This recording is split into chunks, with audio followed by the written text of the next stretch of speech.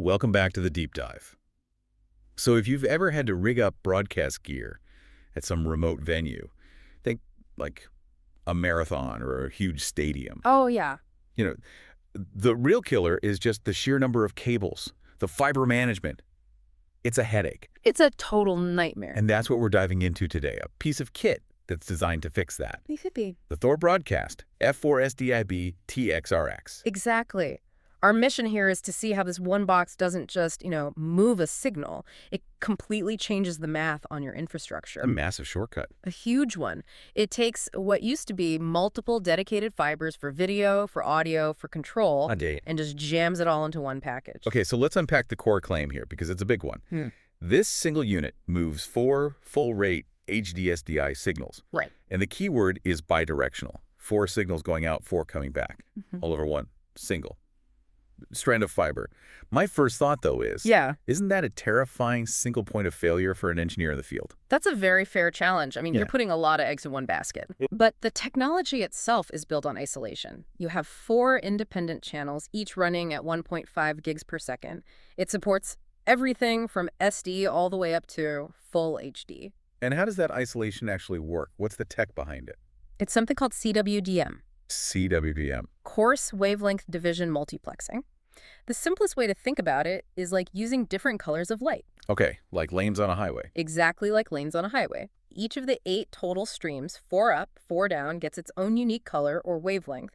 And since those colors don't interfere with each other, each one can carry its own embedded audio and data completely independently. And that's what lets you push it so far. What's the range on this? You can run those isolated signals up to 80 kilometers away. 80 kilometers. That's roughly New York to Philadelphia. Yeah, on a single piece of glass. That video density. Yeah. Just remarkable. But any remote setup, it falls apart if you can't control your gear or talk to your crew. Of course. Video is only half the battle.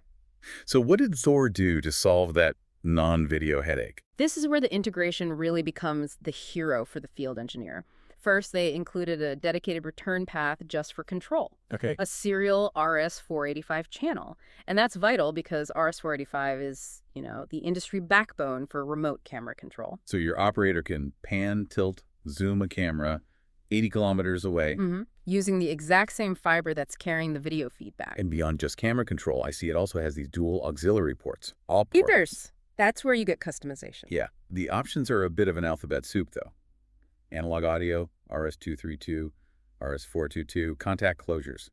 What's the practical difference? Why would I choose, say, an analog audio link over an RS-232 link? It really just comes down to flexibility for the job. If you pick analog audio, you get 4 bidirectional channels. That's perfect for talkback, for communication. Separate from the main audio embedded in the SDI. Totally separate. But if you choose RS-232 or 422, now you're talking about broader machine control, maybe monitoring equipment status or some other kind of data transfer.